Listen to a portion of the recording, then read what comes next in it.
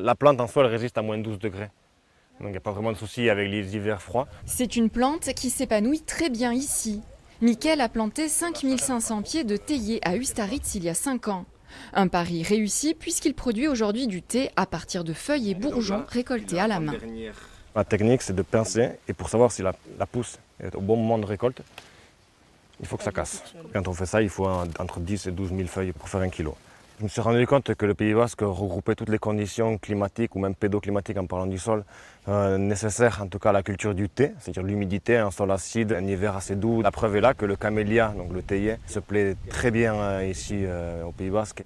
Il est l'un des premiers à avoir cru à cette production de thé au Pays Basque. Ils sont aujourd'hui une dizaine, de Saint-Engrâce jusqu'à Saint-Jean-de-Luz. Certains ont ouvert pour la première fois leurs portes au public afin de faire découvrir cette culture insolite. On se rendait compte qu'il y avait une certaine attente, une curiosité du public pour cette plante qui vient en général de l'autre bout du monde.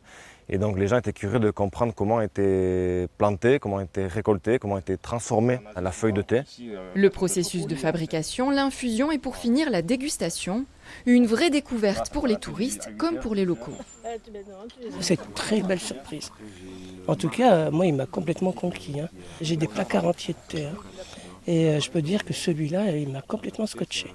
Je ne savais même pas que c'était des camélias. Donc pour commencer, et puis j'ai appris beaucoup sur les fruits, la récolte.